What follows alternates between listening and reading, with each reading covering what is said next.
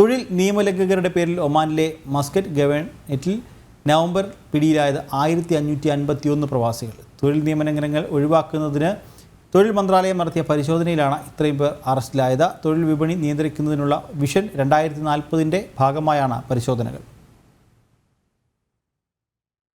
തൊഴിൽ നിയമലംഘനങ്ങളുടെ പേരിൽ ഒമാനിലെ മസ്കറ്റ് ഗവർണറേറ്റിലാണ് 1551 പേർ അറസ്റ്റിലായത്. തൊഴിൽ നിയമലംഘനങ്ങൾ ഒഴിവാക്കുന്നതിന് നവംബറിൽ തൊഴിൽ മന്ത്രാലയം നടത്തിയ പരിശോധനയിലാണ് നിയമലംഘകരെ പിടികൂടിയത്. തൊഴിലുടമകളല്ലാത്തവർക്കായി ജോലി ചെയ്ത 69 പേർ, ആവശ്യമായ ലൈസൻസുകളില്ലാതെ നിയന്ത്രിത തൊഴിലുകളിൽ ഏർപ്പെട്ടിരുന്ന 148 തൊഴിലാളികൾ, ജോലി ഉപേക്ഷിച്ചവരും താമസ കാലാവധി അവസാനിച്ചവരുമായ 1270 പേർ എന്നിവരാണ് പിടിയിലായവരിൽ ഉൾപ്പെടുന്നത്. ഇതിൽ 518 തൊഴിൽ ലംഘന കേസുകൾ പബ്ലിക് പ്രോസിക്യൂഷന് കൈമാറിയതായി മന്ത്രാലയം അറിയിച്ചു. ഈ വർഷത്തിന്റെ ആദ്യ പകുതിയിൽ തൊഴിൽ താമസ നിയമലംഘനങ്ങളുമായി ബന്ധപ്പെട്ട് 942 തൊഴിലാളികളെയാണ് രാജ്യത്ത് അറസ്റ്റ് ചെയ്തത്.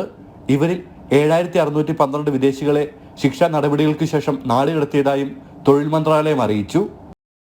ജനം, മസ്കറ്റ്.